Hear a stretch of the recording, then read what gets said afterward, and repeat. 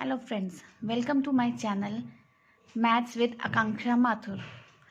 Class 8th, exercise 3.4, question number 1. State whether true or false. आपको ये बताना है ये ट्रू है या फॉल्स है. इनके जो सेंटेंस है इनको प्रॉपर तरीके से हमें रीड करेंगे और फिर ये डिसाइड करेंगे इट इज ट्रू और नॉट. फर्स्ट वन है ऑल रेक्टेंगल्स आर स्क्वायर. इसमें हम बहुत ज़्यादा कंफ्यूज्ड होते हैं कि ये क्या बोल रहा है. तो सबसे पहली चीज़, इसमें मैंने दो ड्राइंग बनाई है, रेक्टेंगल एंड स्क्वायर. उन्होंने बोला है ऑल रेक्टेंगल स्क्वायर होते हैं. ठीक है, तो इसमें हम क्या करेंगे, जो लास्ट में है मीन्स स्क्वायर. स्क्वायर की मेन प्रॉपर्टी अगर कहा जाए तो क्या होती है, all sides are equal. All sides are equal. तो ये जो रूल है क्या रेक्टेंगल में फॉलो अप होता है? नहीं होता. It means it is false. धीरे धीरे क्वेश्चंस करेंगे तो हमें ये चीज समझ में आ जाएगी. All rhombuses are parallelogram.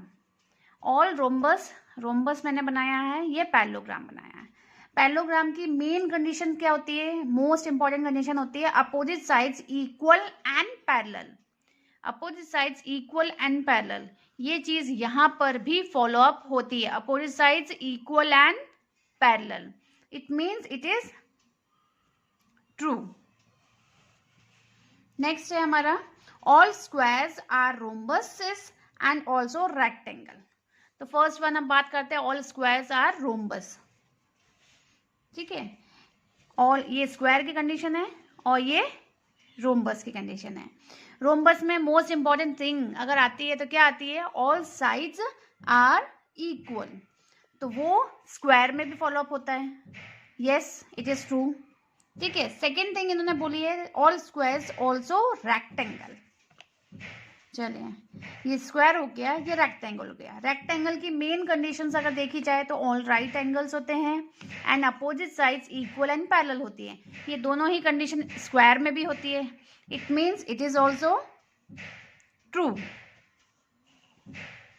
Next है all squares are not parallelogram.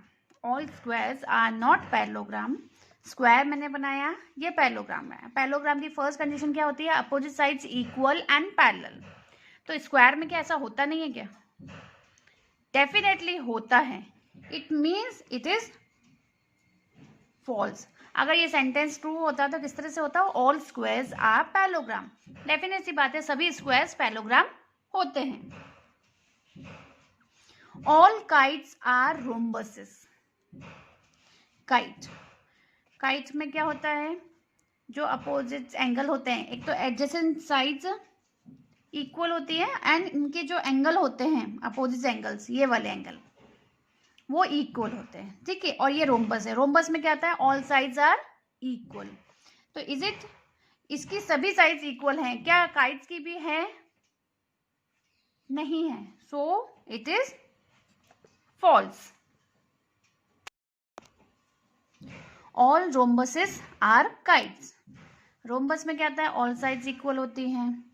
और क्या बोला है, काइट की एक मोस्ट इंपॉर्टेंट कंडीशन क्या है, अपोजिट एंगल ये वाला इक्वल है और ये जो साइड्स होती है वो इक्वल होती है. तो डेफिनेटली रोम्बस में भी ऐसे ही होता है, अपोजिट एंगल्स इक्वल होते हैं. एक पेयर आपका अपोजिट जो एंगल होता है वो इक्वल होता है. तो ये इक्वल होता है, it means it is true. Means जो सेकेंड वन है उसकी जो मेन प्रॉपर्टी है वो फर्स्ट वाले में होनी चाहिए, जो है, इसलिए ट्रू हो गया. नेक्स्ट है all parallelogram are trapezium. All parallelogram are trapezium. Trapezium की एक मोस्ट इंपॉर्टेंट कंडीशन क्या रहती है, बस अपोजिट जो लाइंस होती है, one pair of opposite lines are parallel. तो इसमें भी ये पैरेलल होता है. इसकी जो एक कंडीशन है वो इसमें शामिल है. It means it is true. H, all squares are trapezium. Trapezium की कंडीशंस क्या थी हमारी, one pair of opposite sides are parallel. तो इसमें भी होता है. It means it is true.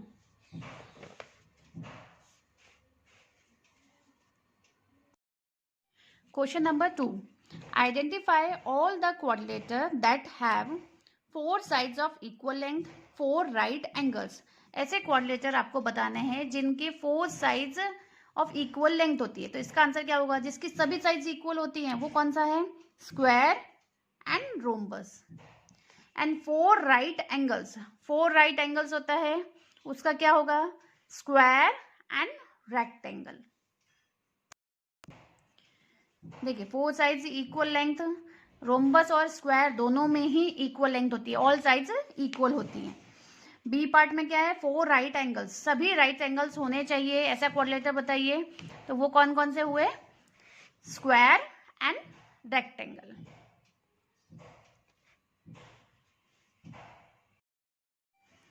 Question number 3. Explain how a square is quadrilateral. आपको बताना है कि स्क्वायर एक क्वाड्रिलेटरल कैसे है, पैरेललोग्राम कैसे है, रोम्बस कैसे है और रेक्टेंगल कैसे है. इनकी जो प्रॉपर्टीज होती है वो हमें यूज करनी है और ये बताना है कि स्क्वायर क्वाड्रिलेटरल कैसे है.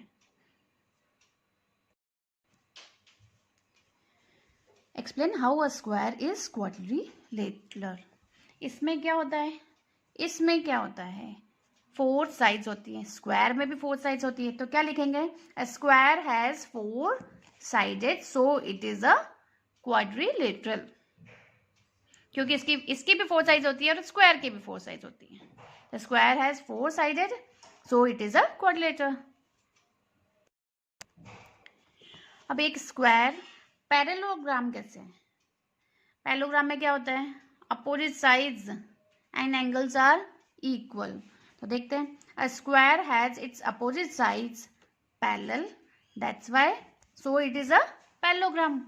मतलब जो इसमें जो कंडीशंस हैं वो इसमें भी हैं, इसलिए स्क्वायर पैरेललोग्राम भी है, क्वाड्रिलेटरल भी है. नेक्स्ट आया हमारा रोम्बस. रोम्बस में फर्स्ट कंडीशन क्या होती है? All sides are equal. A square has 4 equal sides, so it is a rhombus.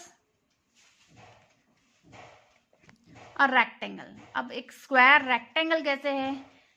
Rectangle में क्या होता है? All angles are 90 degree.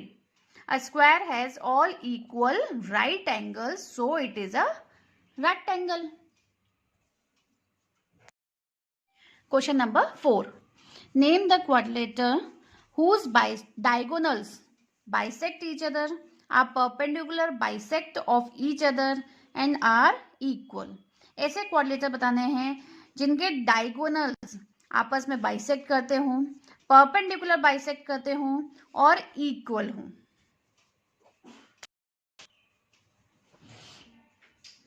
Name that quadrilateral whose diagonal bisect each other. तो इसमें क्या आता है? किस किस का नाम आएगा? Square, rhombus, rectangle, parallelogram. ये चारों ऐसे हैं जिनके डायगोनल्स एक दूसरे को बाइसेक्ट करते हैं. अब कौन सा क्वाड्रिलेटरल अगर कहा जाए तो रह गया वो है ओनली ट्रेपेजियम. ट्रेपेजियम में ये नहीं होता, बाकी इन सभी चारों में ऐसा होता है. नेक्स्ट है a perpendicular bisector of each other. Perpendicular, उनके बाइसेक्ट तो हो रहे हैं बट डायगोनल एक दूसरे पे परपेंडिकुलर भी होने चाहिए. तो वो कौन कौन से हैं? Rhombus and square. दोनों ही इक्वल साइड्स के होते हैं, इसलिए उनके जो डायगोनल्स हैं वो एक दूसरे पे परपेंडिकुलर बाइसेक्ट होते हैं. परपेंडिकुलर मीन्स राइट एंगल पे काटते हैं एक दूसरे को. नेक्स्ट, उनके डायगोनल्स इक्वल होने चाहिए. तो किस किस के होते हैं? Rhombus, sorry it is rectangle, by mistake मैंने रोम्बस लिख दिया. तो किस किस के डायगोनल्स इक्वल होते हैं? रेक्टेंगल एंड स्क्वायर के.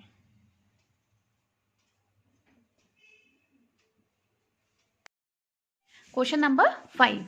Explain why a rectangle is a convex quadrilateral.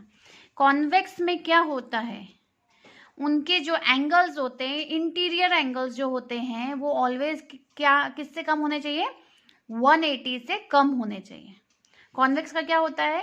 180 से कम होने चाहिए उसका कोई सभी एंगल्स. तो वो क्या कहलाते हैं, कॉन्वेक्स क्वाड्रिलेटरल।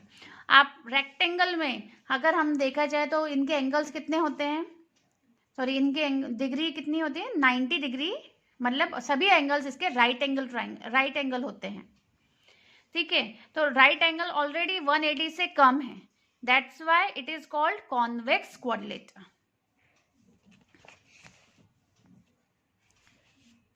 एक रेक्टेंगल कॉन्वेक्स क्वाड्रिलेटरल है because its all angles are less than 180 and its diagonal lies in its interior. Definite सी बात है, जब इनका जो 180 से डिग्री कम है तो उनके डायगोनल्स क्या होंगे, उसके इंटीरियर में होंगे, अंदर होंगे, और जो कॉनकेव रहता है ना उसमें डायगोनल्स बाहर की तरफ चले जाते हैं, और उनका जो एंगल्स का जो वो होता है वो उसका कोई भी एक साइड, एक एंगल मोर देन 180 होता है। Question number 6, ABC is a right angle triangle and O is the midpoint of the side. ABCD एक right angle triangle है, O midpoint है, midpoint of the side opposite to the right angle, यानी midpoint है, AC का midpoint है, center है। Explain why O is equidistant. O is equidistant from A, B and C. अब यहाँ पर देखिए फिगर में ऑलरेडी आपको बना के दिया हुआ है, ये राइट एंगल ट्राइंगल है। जब ये लाइन इक्वली हम जैसे AD जो बनाई है हमने BC के इक्वल बनाई है, और जो CD बनाई है वो हमने AB के इक्वल बनाया है। ये एक आपको कंस्ट्रक्टेड दिया हुआ है।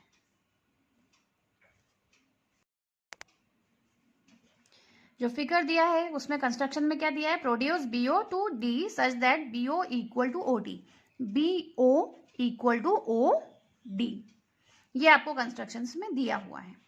अब आप ये देखिए AD parallel to BC, AD parallel to BC है, क्योंकि देखिए ये और ये डिस्टेंस इन लोगों के सब के आपस में इक्वल है। And AB parallel to CD, AB parallel to CD, ये इसके पैरेलल है, ये इसके पैरेलल है। एंगल 90 डिग्री दिया हुआ है। So triangle ABCD is a parallelogram. Triangle ABCD क्या हो गया, पैरेललोग्राम हो गया। The mid point of the diagonals AC is O। अब ये देखिए अभी हमने बात करी थी पैरेललोग्राम जो होते हैं इनके जो डायगोनल्स होते हैं एक दूसरे को बाइसेक्ट करते हैं और इक्वली पार्ट्स में डिवाइड करते हैं, ठीक है। और ये रेक्टेंगल है तो इनके डायगोनल भी इक्वल है, इसका डायगोनल भी इक्वल है। The mid point of the diagonal AC is O, ये हमें बताया गया था। Hence O is equidistance from A, B and C। अभी यहाँ पे हमने ये चीज प्रूव कर दी कि भाई ये एक पैरेललोग्राम भी है और ये 90 डिग्री है तो ये भी 90 डिग्री है, तो ऑल एंगल्स आर 90 डिग्री, तो एक रेक्टेंगल है, तो इसके जो डायगोनल्स होंगे वो इक्वल होंगे, एक दूसरे को बाइसेक्ट करते हैं प्रॉपर तरीके से, तो O से A, B एंड C तीनों ही इक्वी डिस्टेंस पे होंगे। Thank you.